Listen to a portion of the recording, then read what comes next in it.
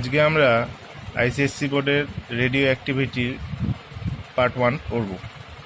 তো radio activity জানার আগে আমাদের প্রথমে কয়েকটা জিনিস একটু জানতে হবে। যেমন প্রথমে আমাদের জানতে হবে অ্যাটমিক স্ট্রাকচার। তো structure of the atom and nucleus, এটা আমরা মোটামুটি জানি যে একটা নিউক্লিয়াস আর অ্যাটম কেমন হয়। আমরা জানি যে একটা অ্যাটমের মাঝখানে নিউক্লিয়াস থাকে সেন্টারে, আর তার চারিদিকে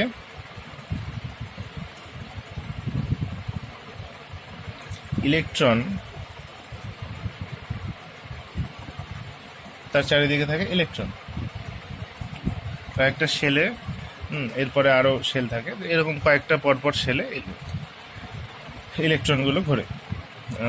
তো এই হলো আমার মোটামুটি অ্যাটম। এবার অ্যাটমের কয়েকটা জিনিস জানতে হবে, যে সেন্টারে আমাদের মেনলি থাকে নিউক্লিয়াস, আর বাইরে যে ইলেকট্রনগুলো ঘোরে সেই সেলগুলো স্টেশনারি সেল, ওগুলো বা অরবিট। তো সেগুলো হচ্ছে কয়েকটা নাম থাকে। তো আমাদের নিউক্লিয়াসের পরে যে প্রথম যে অরবিট বা প্রথম যে শেল, তাকে 1 নম্বর, তারপরের শেলটা 2, তারপরেরটা 3, এইভাবে যদি আমরা নাম দিই, নাম্বারিং করি, তাহলে এদের আবার সেই নাম্বারিং ওয়াইজ একটা নাম থাকে। যেমন ফার্স্ট যে শেল, তার নাম হচ্ছে কে শেল। সেকেন্ডটা অবশ্যই এল, তারপরটা এম, এইভাবে এন ও পি কিউ এইভাবে চলতে থাকবে। অর্থাৎ মাঝখানে আমরা দেখলাম যে কোনো অ্যাটমের মাঝখানে আমাদের নিউক্লিয়াস থাকে, আর তার চারিদিকে কয়েকটা অরবিট বা শেলে ইলেকট্রনগুলো স্পিন করে বা রোটেট করে, আর সেইগুলো পরপর নাম থাকে। সেই নামগুলো হলো, প্রথমে শুরু হয় কে থেকে, কে, এল, এম, তারপর চলতে থাকে। আর এখানে আরেকটা জিনিস মনে রাখতে হবে, যে এই কে শেল বা এল শেল যে শেলসগুলো থাকে, এখানে ইলেকট্রন কতগুলো করে থাকবে আমাদের একটা মনে রাখতে হবে। 2n², এই রিলেশনে কিন্তু আমাদের ইলেকট্রনগুলো থাকে। এটা হচ্ছে number of electron, numbers of electron. তাহলে এইটাতে যদি যেমন আমাকে যদি বলে যে কে শেলে ম্যাক্সিমাম কতগুলো ইলেকট্রন থাকতে পারে, তাহলে আমি কি করে করব? কে মানে আমাদের ফার্স্ট শেল, তাহলে এন এর ভ্যালু হচ্ছে 1 হবে। তাহলে 2n² জায়গায় আমি লিখবো 2 × 1²। তাহলে এখান থেকে 1² বলতে 1 × 2, তার মানে 2। তার মানে কে শেলে বা কে অরবিটে ম্যাক্সিমাম 2টো ইলেকট্রন থাকতে পারবে। একইভাবে এলে যদি বলে, এলে হবে হচ্ছে 2 × এন এর ভ্যালু হচ্ছে 2, তাহলে 2²। তাহলে এখানে 2² বলতে 4 × 2, তার মানে 8। এল অরবিটে ম্যাক্সিমাম 8 ইলেকট্রনস থাকতে পারে। একইভাবে এম দেখব, এম এর হয়ে যাবে 18, আর এন এ হবে 32। এই অবধি, এই 4টে অবধি আমাদের 2n² এই রিলেশনটা কিন্তু মেনে চলে। এর পরে যদি আমরা এন এর পরে ওপি এগুলোতে আসি, তাহলে কিন্তু এই রিলেশন মানবে না।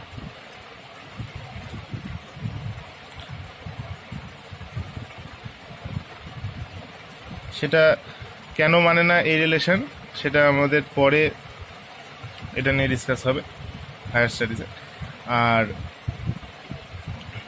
এছাড়া size of an atom is determined by the radius of the shell. আচ্ছা, এটা অবশ্যই যে যতগুলো শেল থাকবে একটা অ্যাটমের সাইজ তত বড় হবে। আর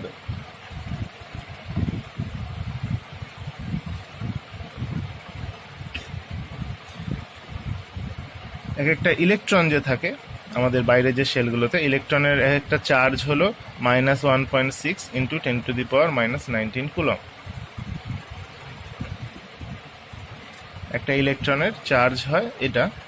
আর এর মাস, ইলেকট্রনের মাস আমাদের একটু জানতে হবে যে 9.1 ইন্টু 10⁻31 কেজি। এটা হলো চার্জ আর এটা হলো মাস। ইলেকট্রনের জন্য এই দুটো আমাকে একটু জানতে হবে। এরপরে আমরা পড়বো স্ট্রাকচার অফ নিউক্লিয়াস। এই যে বাইরের শেল বা অরবিট, ইলেকট্রন, এগুলো আমরা একটু পড়লাম। এবার আমরা পড়বো ভেতরে যে নিউক্লিয়াসটা, সেই নিউক্লিয়াস নিয়ে।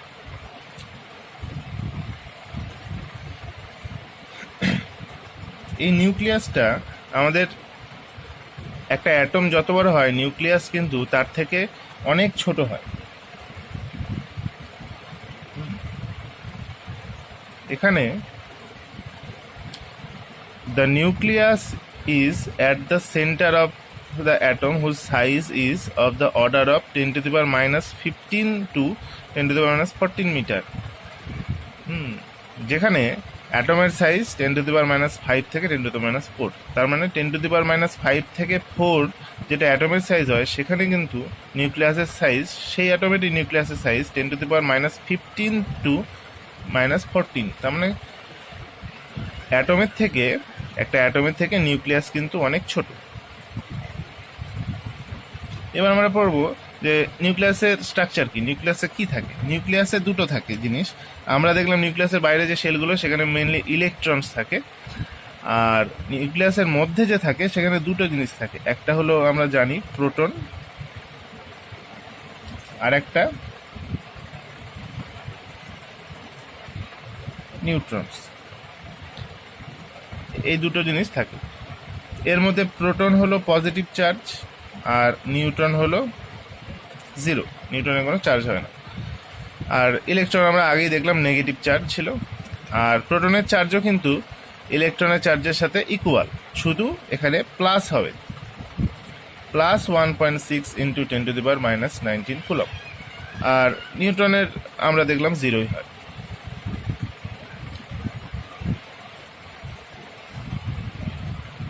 আর প্রোটন আর নিউট্রনের মাস নিয়ারলি ইকুয়াল। এদের মাস 1.67 ইন্টু 10⁻⁻27 কেজি এর কাছাকাছি দুজনেরই মাস থাকে। এরপরে আমাদের দুটো জিনিস একটু জানতে হবে, যে অ্যাটমিক নাম্বার আর মাস নাম্বার। অ্যাটমিক নাম্বার কি? কোনো নিউক্লিয়াসের টোটাল যতগুলো প্রোটন থাকে, অনলি প্রোটন, সেটাকে বলা হয় হচ্ছে অ্যাটমিক নাম্বার। আর একে রিপ্রেজেন্ট করা হয় জেড দিয়ে।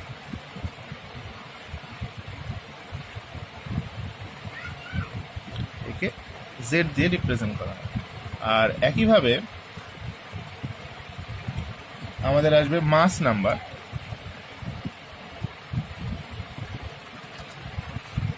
তাকে রিপ্রেজেন্ট করে এ দিয়ে। মাস নাম্বারটা কি? মাস নাম্বার হলো কোনো নিউক্লিয়াসে টোটাল যতগুলো নিউক্লিয়ন্স থাকে। নিউক্লিয়ন্স কি? প্রোটন। আর আমরা দেখলাম নিউক্লিয়াসের মধ্যে প্রোটন আর নিউট্রন থাকে। এই টোটাল প্রোটন আর নিউট্রন মিলে টোটাল যতগুলো নাম্বার থাকে, সেইটাকে বলা হয় হচ্ছে আমার মাস নাম্বার, যাকে এ দিয়ে ডিনোট করি।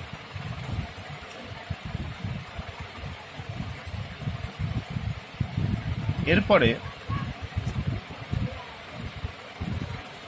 আমাদের করতে হবে একটু অ্যাটমিক মডেল।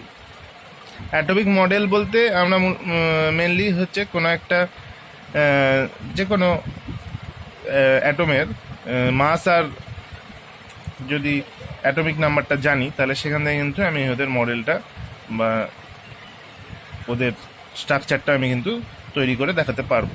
সেটা কিভাবে হয় আমি একটা এক্সাম্পল দেখাচ্ছি। যে আমরা দেখলাম অ্যাটমিক নাম্বারকে জেড দিয়ে লেখা হয় আর মাস নাম্বারকে এ দিয়ে লেখা হয়। তাহলে যে কোনো একটা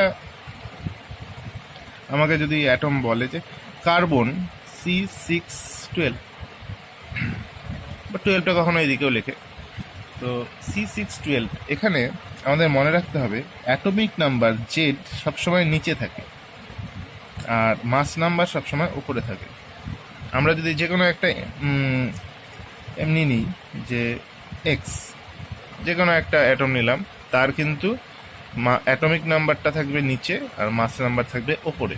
তাহলে এখান থেকে আমি অ্যাটমিক নাম্বার জেড এটার সাথে এটা কম্পেয়ার করে আমি লিখতে পারি জেড ইকুয়াল 6। তার মানে জেড মানে আমাদের কি ছিল, আমরা দেখলাম প্রোটন, যতগুলো প্রোটন থাকে সেটাই আমার জেড। তার মানে এখানে এই অ্যাটমে টোটাল প্রোটন হচ্ছে 6টা। আর আরেকটা জিনিস আমাদের মনে রাখতে হবে যে কোনো অ্যাটমে কি হয়, যতগুলো প্রোটন থাকে ততগুলোই আমাদের ইলেকট্রনও থাকে। তাহলে 6টা যদি প্রোটন থাকে তাহলে আমার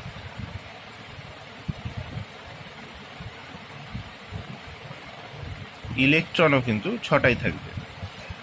আর অ্যাটমিক নাম্বার যদি আমরা মাস নাম্বার থেকে মাইনাস করি, আমাদের মাস নাম্বার দেখলাম 12, তার মানে এ ইকুয়াল হলো 12। আচ্ছা, মাস নাম্বার মানে কি? মাস নাম্বার হলো প্রোটন আর নিউট্রন মিলে দুটো প্লাস করে আমি যেটা হবে সেটা মাস নাম্বার। তাহলে প্রোটন নাম্বার আমরা জানি যে 6, তাহলে টোটাল এ থেকে যদি আমি প্রোটনটা বাদ দিই তাহলে পরেই কিন্তু আমি নিউট্রন নাম্বারটা পাবো। তাহলে এখান থেকে 12 - 6 তার মানে 6। এটা হলো আমার নিউট্রন। এবার আমরা যদি প্রোটন, ইলেকট্রন, নিউট্রন তিনটে নাম্বারই আমি বের করে নিতে পারি তাহলে কিন্তু আমি খুব সহজেই একটা অ্যাটমের স্ট্রাকচার আমি আঁকতে পারবো। কীভাবে? যে এই C612টাই যদি আমি বলি যে এখানে C612, তার মানে এর ভেতরে নিউক্লিয়াস যদি আমি এটা ধরি তাহলে নিউক্লিয়াসের ভেতরে মেনলি প্রোটন আর নিউট্রন থাকে। এগুলো আমরা এইভাবে দেখালেই হবে যে প্লাস মানে প্রোটন কটা থেকে আমরা দেখলাম 6টা, তাহলে প্লাসের পাশে এখানে 6 লিখবো। আর 0 মানে যে নিউট্রনও থাকে 6টা, তাহলে এখানেও 6 লিখবো। আর বাইরে যে ইলেকট্রন থাকে সেগুলো কটা সেটাও আমি দেখলাম যে টোটাল 6টা। তাহলে এবার কথা হচ্ছে কয়টা অরবিট বা কয়টা শেলের মধ্যে ইলেকট্রনগুলো থাকবে। আমরা এখানে একটু আগে দেখলাম যে কে শেল, প্রথম শেলে দুটোর বেশি ইলেকট্রন কিন্তু থাকে না। তাহলে ফার্স্ট শেলে আমরা যদি আঁকি তাহলে সেখানে আমরা কিন্তু দুটো ইলেকট্রনস এখানে দেখাবো। আর পরের শেল এলে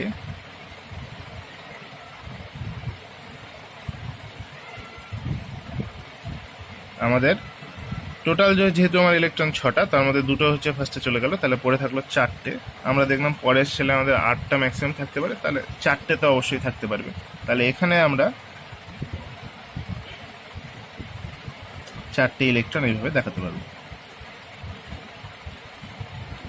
এটা হলো আমার C612 এর অ্যাটমিক স্ট্রাকচার। এইভাবে সবগুলোরই আমরা প্রোটন, ইলেকট্রন আর নিউট্রন নাম্বার, অ্যাটমিক আর মাস নাম্বার থেকে বের করে আমরা যে কোনো অ্যাটমের স্ট্রাকচার আমরা কিন্তু আঁকতে পারব। এরপরে আমাদের আসবে আইসোটোপ, আইসোবার আর আইসোটোন সম্বন্ধে একটু পড়তে হবে। এবার আইসোটোপ কি, এগুলো এর আগেও আমরা জানি যে the atom of the same element having same atomic number Z but different mass number A। তাহলে আমরা দেখলাম যে কোনো একটা অ্যাটম, তার যদি অ্যাটমিক নাম্বার জেডটা যদি সেম থাকে কিন্তু মাস নাম্বার যদি চেঞ্জ হয়ে যায় তাহলে কিন্তু সেগুলোকে আমরা কি বলি, আইসোটোপ। যেমন আমরা একটা এক্সাম্পল নিতে পারি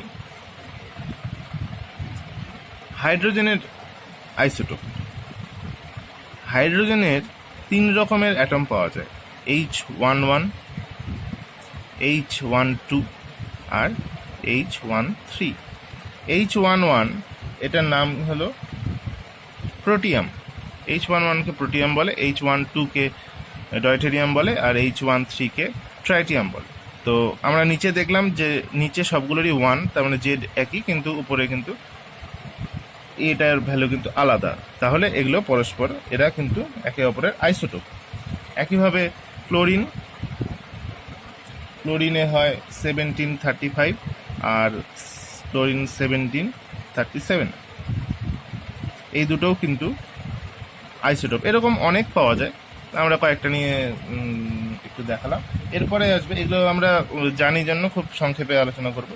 আইসোবার, আইসোবারের ডেফিনেশনটা আমরা একটু দেখব, যে the atom of different elements which have the same mass number A but different atomic number. এটা হচ্ছে উল্টোটা, এখানে এটাই সেম হবে, উপরেরটা সেম হবে কিন্তু নিচেরটা আলাদা হবে।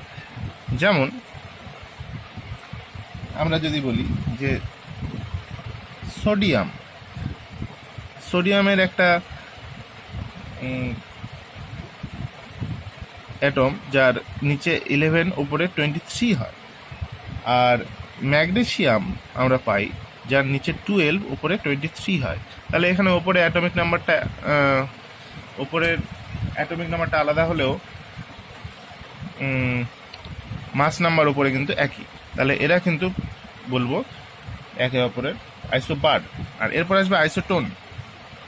আইসোটোন কি? আইসোটোন হলো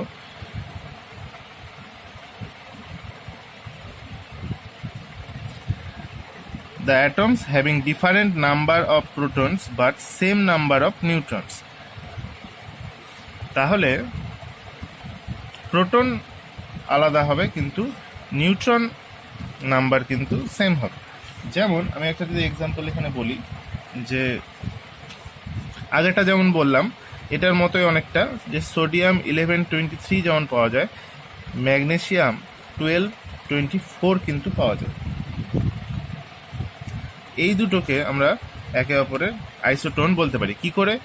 যে এদের নিচের অ্যাটমিক নাম্বার বা প্রোটন নাম্বার কিন্তু আলাদা, একজনের 11 একজনের 12, কিন্তু মাস নাম্বার থেকে অ্যাটমিক নাম্বারটা যদি মাইনাস করি, এখানেও কিন্তু আমার মাইনাস করলে 12 থাকবে, এখানেও কিন্তু মাইনাস করলে 12 থাকবে।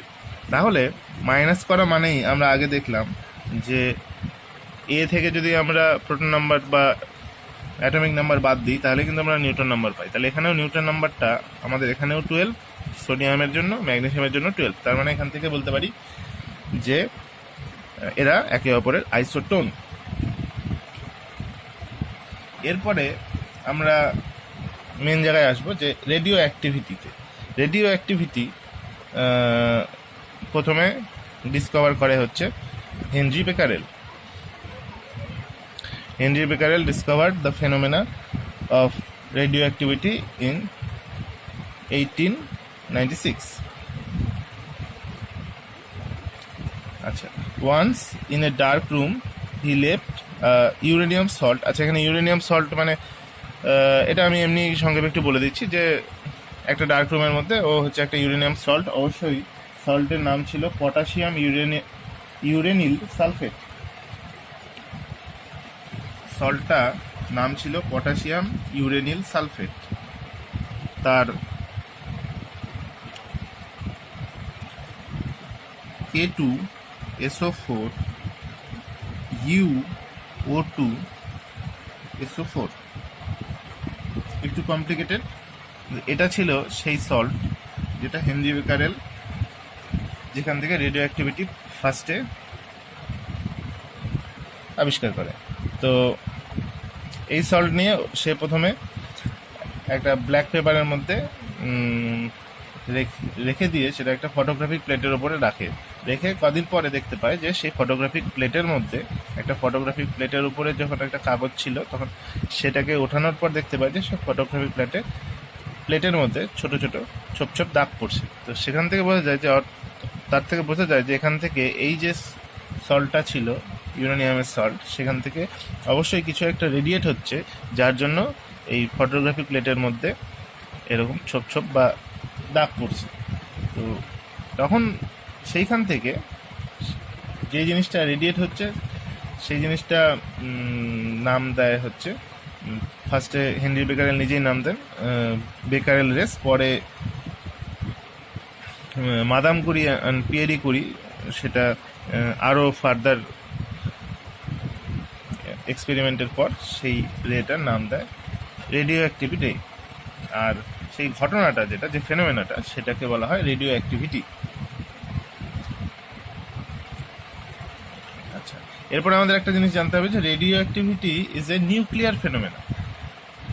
আমরা একটা অ্যাটমের স্ট্রাকচার যা দেখলাম, তাতে দেখলাম যে মাঝখানে আমাদের নিউক্লিয়াস থাকে আর বাইরে ইলেকট্রনসগুলো ঘুরে। এবার radio activity is a nuclear phenomena, এটা খুব ইম্পর্টেন্ট। যেটা কি করে আমরা বলতে পারি যে any physical changes, such as pressure and temperature, অথবা chemical changes such as heating, freezing, action of strong electric and magnetic fields etcetera, এইসব চেঞ্জ করে আমরা কি করতে পারি, বাইরের ইলেকট্রন স্ট্রাকচারটাকে কিন্তু সহজেই আমরা চেঞ্জ করাতে পারি। কিন্তু ইলেকট্রন স্ট্রাকচার যদি চেঞ্জ হয়, তাহলে সেটা কিন্তু কেমিক্যাল রিয়াকশন হয়। কিন্তু রেডিও অ্যাক্টিভিটি কিন্তু এইসবের উপর ডিপেন্ড করে না। কোনো কিছু চেঞ্জ করে রেডিও অ্যাক্টিভিটিকে কিন্তু আমরা চেঞ্জ করাতে পারবো না। এর থেকে বোঝা যায় যে এরা বাইরের যে ইলেকট্রন শেলস বা এদের ওপর কিন্তু ডিপেন্ড করে না। তাহলে ডিপেন্ড কোথা থেকে এটা তৈরি হচ্ছে? এটা হচ্ছে ভেতরে, নিউক্লিয়াস থেকে। This clearly shows that the phenomena of radioactivity cannot be due to the orbital electrons. Electron দিয়ে কখনোই হতে পারে না, which could easily be affected by such changes, যেগুলো আমরা আগে দেখলাম। তাহলে অবশ্যই radioactivity should therefore be the property of nucleus. অবশ্যই এটা নিউক্লিয়াস থেকে তৈরি। এরপরে আমরা পড়ব যে radioactivity as emission of alpha, beta and gamma. In 1903, Rutherford experimentally studied the nature of radiation. আচ্ছা, এখানে রাদারফোর্ড এক্সপেরিমেন্টটা আমরা খুব একটু সংক্ষেপে বলবো যে রাদারফোর্ড রেডিও অ্যাক্টিভ যে রেগুলো, সেগুলো কেমন, সেগুলোর ফেনোমেনা বা সেগুলোর ক্যারেক্টারিস্টিক জানার জন্য একটা এক্সপেরিমেন্ট করে। সেটা হচ্ছে একটা রেডিও অ্যাক্টিভ এলিমেন্ট, একটা লেড বক্স, একটা মোটা বা পুরো একটা লেড বক্সের মধ্যে একটা রেডিও অ্যাক্টিভ এলিমেন্টকে রাখে।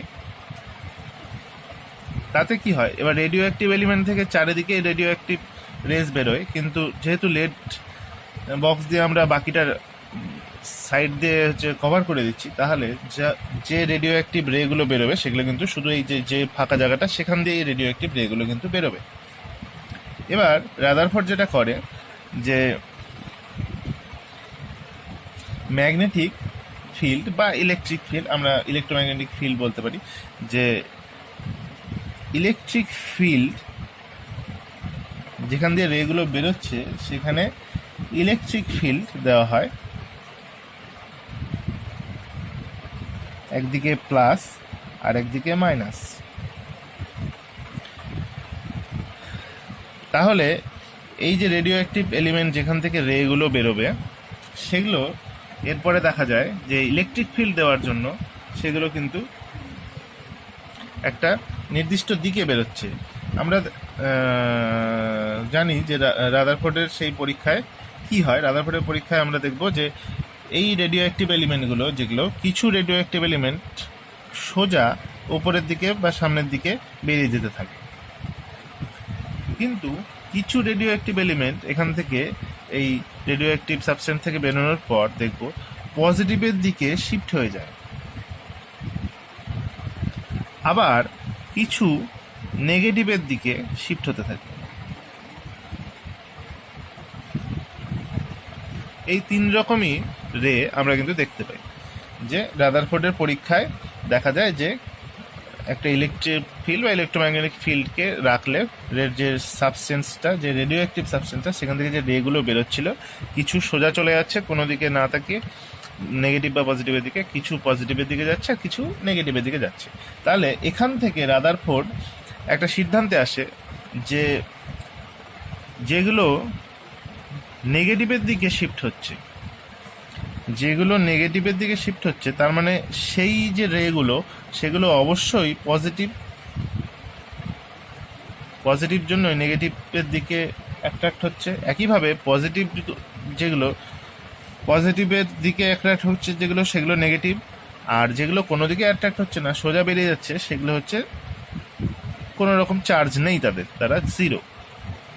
এরপরে এই রেগুলোর নাম দেওয়া হয়, পজিটিভ রে যেগুলো সেগুলোর নাম দেওয়া হয় আলফা, নেগেটিভের নাম দেওয়া হয় বিটা, আর যেগুলো কোনো চার্জ নেই সোজা বেরিয়ে যায় সেগুলোর নাম দেওয়া হয় কিন্তু গামা। আলফা বিটা আর গামা, এই তিন ধরনের রেডিও অ্যাক্টিভ রে কিন্তু এখানে পাওয়া যায়। এরপরে আমাদের এই আলফা বিটা গামা এই তিনটের প্রপার্টি সম্বন্ধে আমরা একটু পড়তে হবে, যার জন্য এই এক্সপেরিমেন্টটা করা। এরপরে আমরা এখানে আসবো প্রপার্টিজ অফ আলফা পার্টিকেলস। যে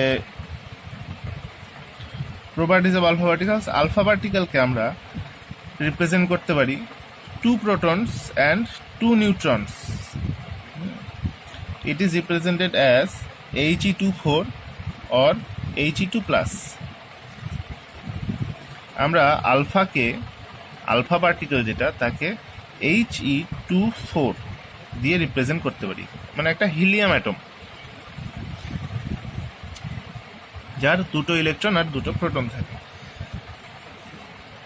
এরপরে আলফা পার্টিকেল সম্বন্ধে আমরা আরও কয়েকটা জিনিস জানবো, যে এর মাস অবশ্যই আলফার মাস হয় 4 times the mass of proton.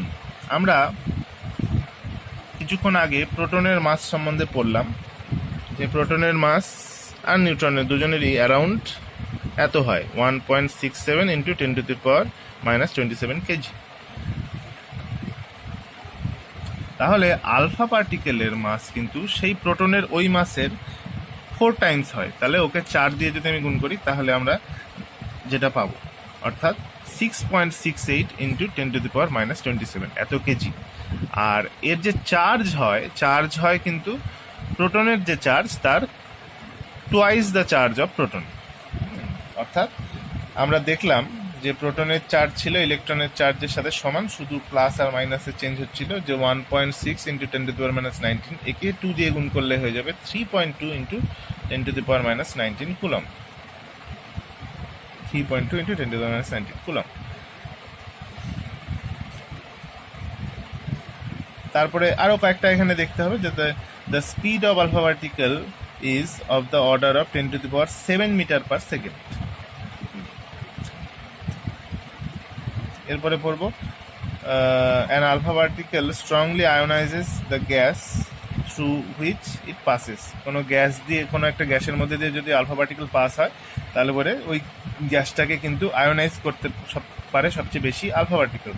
Beta আর গামার থেকে আলফা পার্টিকেল কিন্তু এটা খুব বেশি। একটা বিটা পার্টিকেলের থেকে আলফা পার্টিকেল কিন্তু 100 times বেশি কোনো গ্যাসকে আয়োনাইজ করতে পারে। সেখানে গামার থেকে কিন্তু আলফা পার্টিকেল 10,000 টাইম বেশি আয়োনাইজ করতে পারে কোনো গ্যাস। আবার একইভাবে an alpha particle rapidly dissipates its energy. আচ্ছা, কি হয়, আলফা পার্টিকেল যত বেশি আয়োনাইজ করতে করতে যাবে তত কি হবে, ও এনার্জিটা কিন্তু লস করবে। তাতে কি হবে, ওর পেনিট্রেটিং পাওয়ার কিন্তু খুব ছোট হয়ে যায়। আলফা পার্টিকেল পেনিট্রেটিং পাওয়ার খুব ছোট হয়ে যায়। তাতে কি হয়, যে ও কোনো একটা অবস্ট্যাকলের মধ্যে দিয়ে যখন যে পাস হওয়ার যে পাওয়ারটা বা যে ক্ষমতাটা সেটা কিন্তু আলফা পার্টিকেলের কমে যায়। সেখানে আলফা পার্টিকেল কিন্তু বিটার থেকে 100 times কিন্তু কম। আর সেখানেই গামার থেকে আলফা পার্টিকেল কিন্তু 10,000 টাইম কিন্তু পেনিট্রেটিং পাওয়ারটা কম। এরপরে আলফা পার্টিকেল আমরা জানি পজিটিভলি চার্জড, আর ফটোগ্রাফি প্লেটকে এফেক্ট করে। এখানে আরও কয়েকটা আছে, এগুলো আমরা রিডিং পড়লেই হবে। আর এরপরে বিটা পার্টিকেলে আমরা দেখব, বিটা পার্টিকেলকে কিন্তু আমরা ইলেকট্রনের সাথে কম্পেয়ার করতে পারি।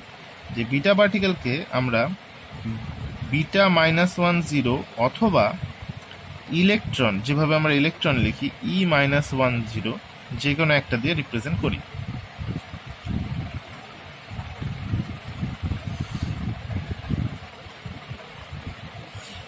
এরপর আমরা দেখব যে যেহেতু এটা বিটাকে আমরা ইলেকট্রন দিয়ে রিপ্রেজেন্ট করতে পারি, তাহলে ইলেকট্রনের যা যা প্রপার্টি এরও মোটামুটি সেম হয়। কারণ আমরা দেখব যে বিটা পার্টিকেলের মাস যেটা, সেটা কিন্তু ইলেকট্রনের মাসের সাথে সমান। আমরা এর আগে দেখেছিলাম ইলেকট্রনের মাস, এখানেও কিন্তু 9.1 × 10⁻³ কেজি। আর চার্জও কিন্তু ইলেকট্রনের চার্জের সাথে সমান, -1.6 × 10⁻19 কুলম।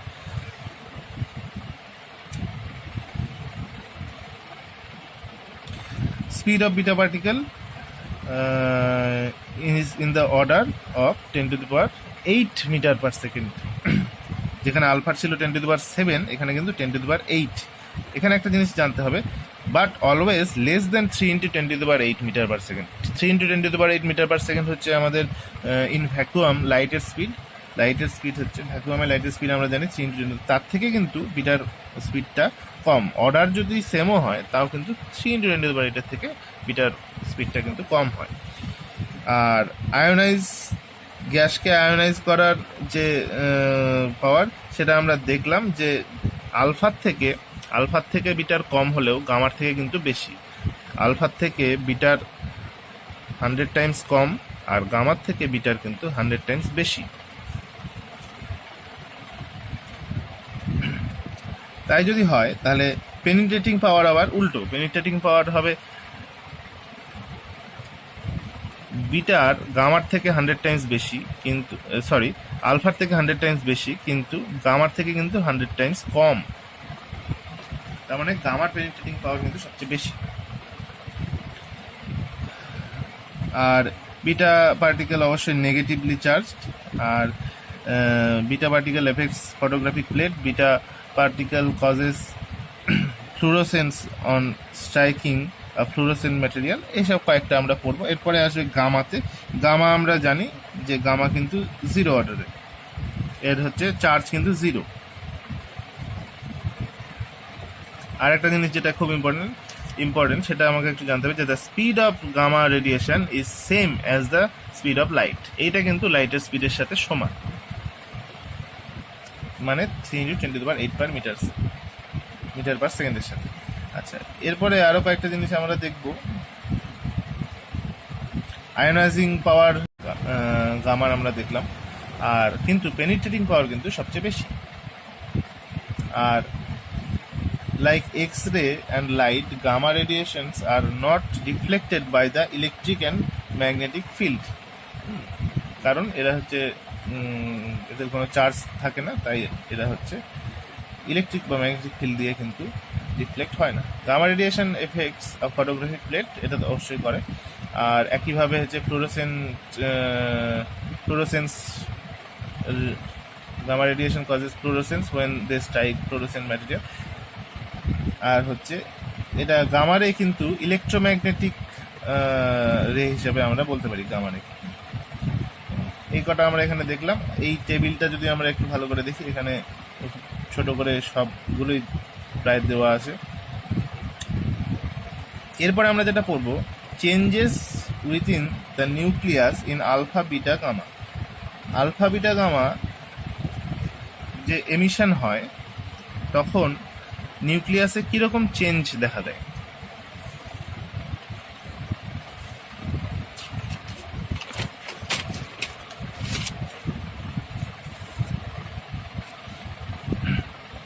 মনে রাখতে হবে, যখন একটা আলফা পার্টিকেল বেরোয়, আলফা আমরা একটু আগেই দেখলাম যে আলফাকে আমরা He2 4 দিয়ে লিখি। তার মানে 2টো প্রোটন আর 2টো নিউট্রন কিন্তু আলফা পার্টিকেলের মধ্যে থাকে। তাহলে কোনো একটা অ্যাটম যদি আমি ধরি XZA, যার অ্যাটমিক নাম্বার আর মাস নাম্বার Z আর A, এখান থেকে যদি একটা আলফা পার্টিকেল এমিট করে, একটা আলফা পার্টিকেল বেরোয়, তাহলে পরে কি হবে? এখান থেকে যদি একটা আলফা পার্টিকেল বেরিয়ে যায়, তাহলে আমরা দেখব যে দুটো প্রোটন আর দুটো নিউট্রন কিন্তু বেরিয়ে যাবে। আর তাহলে নিচে অর্থাৎ অ্যাটমিক নাম্বার কিন্তু 2 কম হবে আর মাস নাম্বার কিন্তু 4 কম হবে। তাহলে এখান থেকে যে নতুন অ্যাটমটা তৈরি হবে এক্স থেকে, ধরে নিলাম সেটা ওয়াই, তার কিন্তু অ্যাটমিক নাম্বার হবে Z-2, যেহেতু 2 চলে যাচ্ছে আলফা থেকে, আর এ মাইনাস কিন্তু 4।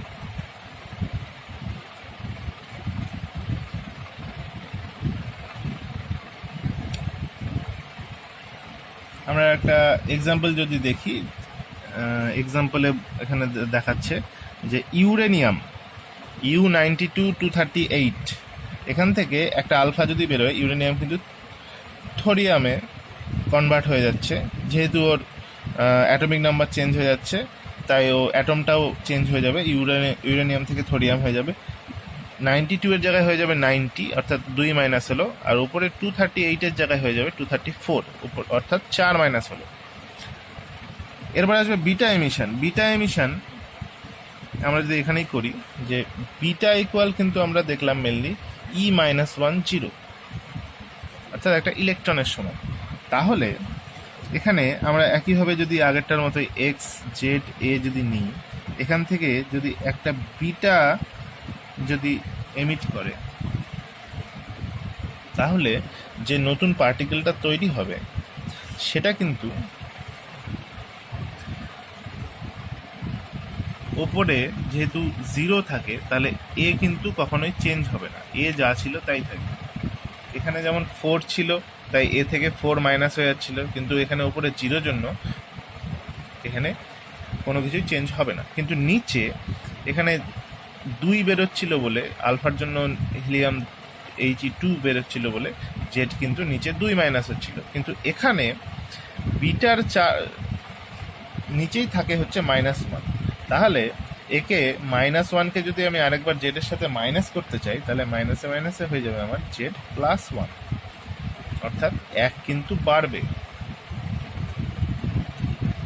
তাহলে এখান থেকে আমরা দেখলাম যে আলফা পার্টিকেল যদি একটা আলফা পার্টিকেল কোনো একটা রেডিও অ্যাক্টিভ এলিমেন্ট থেকে এমিট করে, তাহলে দেখব আমরা যে অ্যাটমিক নাম্বারে কিন্তু 2 মাইনাস হচ্ছে, আর সেখানে বিটা যখন এমিট করবে তখন অ্যাটমিক নাম্বারে কিন্তু 1 প্লাস হচ্ছে।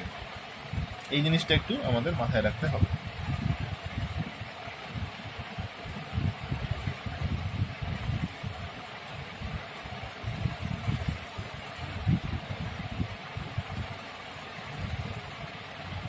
এবার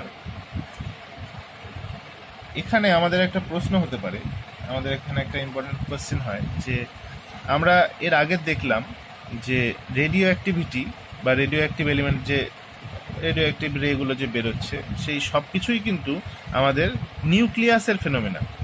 আমরা এর আগে যেটা পড়লাম যে রেডিও অ্যাক্টিভিটি যে ফেনোমেনাটা হয় সেটা কিন্তু সম্পূর্ণ নিউক্লিয়াস থেকে হয়, নিউক্লিয়াসের বাইরে থেকে কিন্তু হয়। কিন্তু আমরা নিউক্লিয়াস বা অ্যাটমের স্ট্রাকচার যদি দেখি, তাহলে আমরা দেখব নিউক্লিয়াসের বাইরে কিন্তু আমাদের ইলেকট্রনগুলো থাকে। তাহলে বিটা রে যে এমিট করছে সেটা অবশ্যই নিউক্লিয়াস থেকে বিটা রে যদি এমিট করে, তাহলে আমরা আবার বিটা রেকে ইলেকট্রন দিয়ে যদি বলি, তাহলে নিউক্লিয়াস থেকে কি করে ইলেকট্রন আমাদের বেরোচ্ছে? এটা একটা প্রশ্ন হতে পারে যে আমরা জানি নিউক্লিয়াসের বাইরে ইলেকট্রনগুলো বিভিন্ন শেলের মধ্যে, অরবিটের মধ্যে ওরা ঘোরাফেরা করে, কিন্তু নিউক্লিয়াস থেকে বিটা রে যখন এমিট হচ্ছে, বিটা রেকে আমরা ইলেকট্রন বলি, তাহলে নিউক্লিয়াস থেকে কি করে ইলেকট্রনটা আমার এমিট হতে পারে? এটা একটা কোয়েশ্চেন হতে পারে।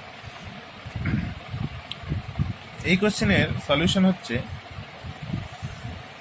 নিউক্লিয়াসের মধ্যে নিউট্রন থাকে N01 নিউট্রন। এই নিউট্রন কি হয়, কিছু রেডিও অ্যাক্টিভ এলিমেন্টের ক্ষেত্রে এই নিউট্রন কিন্তু ভাঙে। এই নিউট্রন ভেঙে একটা প্রোটন P11 প্লাস একটা ইলেকট্রন E-10 প্লাস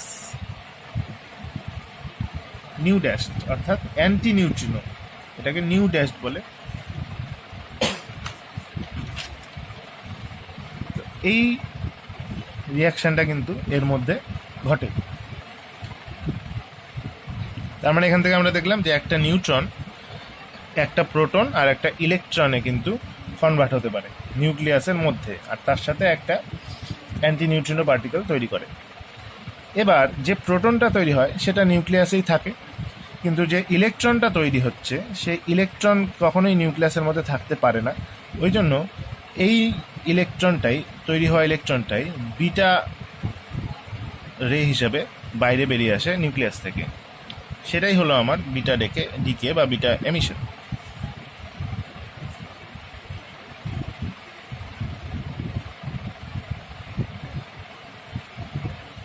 এটা এইখানে আছে ভালো করে, এই ইকুয়েশনটা থেকে এই জায়গাটা একটু ভালো করে পড়তে হবে।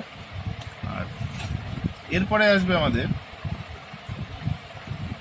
Gamma emission.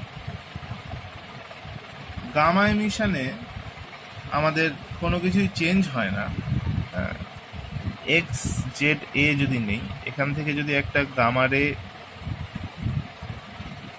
বেরোয়ও তাহলেও কিন্তু এক্স জেড এ যা ছিল তাই থাকবে, কারণ গামা কিন্তু কোনো কিছুকেই চেঞ্জ করে না। যে পার্টিকেল বা যে অ্যাটমটা ছিল রেডিও অ্যাক্টিভ এলিমেন্টটা, সেটা কিন্তু সেম বা আনচেঞ্জ থাকে।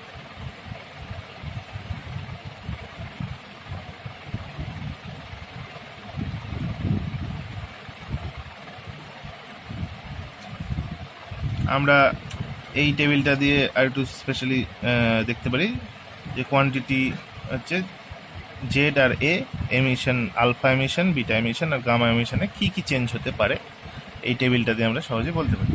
আমরা আজকে এই অবধি পড়লাম।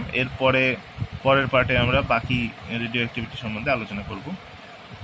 আজকের অবধি এই অবধি থাকবে।